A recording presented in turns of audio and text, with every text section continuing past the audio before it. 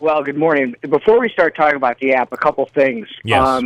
For Jeff, make sure the Easter Bunny tells you how many eggs and where they're hidden, because you don't want to find them 3 months later. Take it from one who's been there. And can I add, no matter how many times my wife reminds me of that, every year we lose one. I don't know how. You'll find it. Yeah, you will find it. You're absolutely right.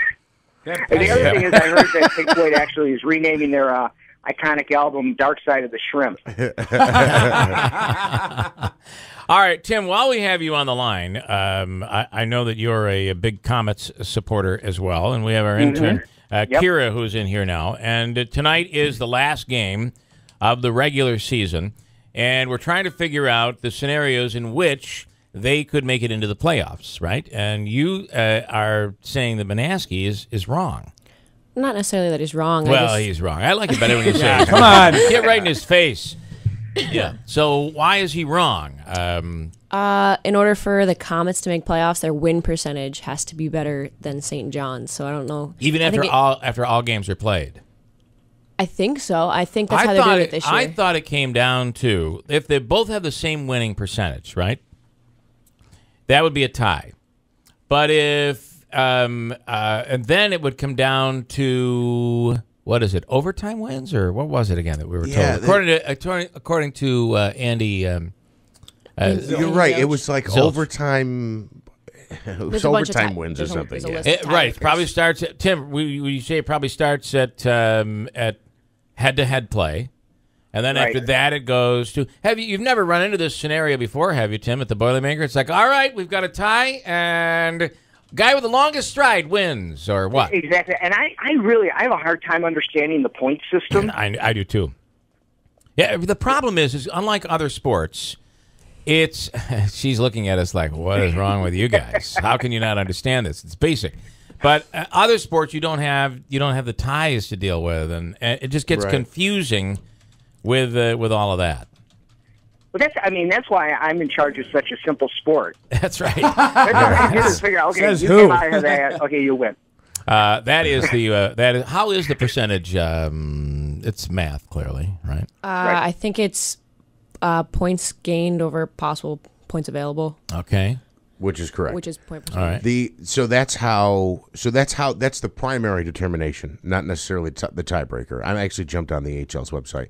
It says the top 4 teams in each division as ranked by points percentage, which it then says points earned divided by points available. And this is a bit different than they've done it in the past. And to be honest, I wanted to ask Andy this yesterday. In the Western Conference, every team plays 76 games. But there's like 6 teams in the Western Conference who are only playing 63, 65 games this year. So they've done this where it's available points that you could have earned divided by points that you did earn. Wow, boy, I got to tell you. Yeah, and to be honest it's with you, easier to do my taxes. It is actually. You just plug in a number and it spits out how much you owe. H&R Block should come out with a percentage software that they actually help score the teams in AHL and NHL. Tim Reed, this app you guys put out, I am really excited about. Yeah, it's a pretty cool app. Yeah. I was going to say, can I track, like, for instance, I'm not running it this year, but say if Andrew and I were running and Bill wanted to monitor, all right, Andrew's 7.5 miles in and Jeff's almost at the finish line, could he see where we are on the course, more than one person, or just, or was it just one person you can see? Well, I think it's multiple people, but here's what you're going to see, and I don't know, one of you guys had mentioned it. It really is based upon the chip. It's not geolocating off of your phone where you'd see like a little dot like moving through the course or whatever. Because that technology, at least that we have in our phones, still isn't that great to really pinpoint where you are. It gets you in a neighborhood usually, but that's about it. Exactly, and it uses up a lot of juice as well. So what it's going to do is it's going to track you basically at all your split points where the chip's going through. So you're going to be able to figure out. So it's going to know when you started. It knows when you hit the 5K point. It knows when you hit the 10K point, and it knows when you finished. Okay, all right, that's still incredibly cool. Oh, exactly. Yeah. So, Tim, does that mean more quick and accurate, I guess not accurate, but more quick results? No, because this is kind of piggybacking off what the results are, but I mean, you'll know what your results are immediately. Well, that's the cool thing, because the chip time. And you I'm always just thinking got to about wait. this. Kira's talking about percentage, and Manaski's somewhat disagreeing.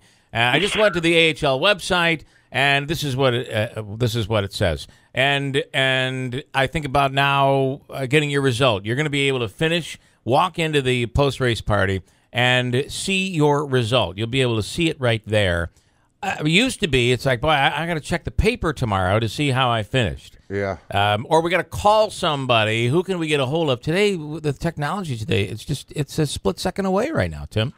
Well, especially with the finish line, because maybe you don't see the person finish the race, but you know they finished, and you know that you've got a spot where you're going to meet them and whatever it is. So that certainly makes things a lot easier. Boy, I'm glad this app wasn't around 10 years ago. My little dot would have been stopped down there by the firehouse. Well, it's not moving. Or in the medical tent.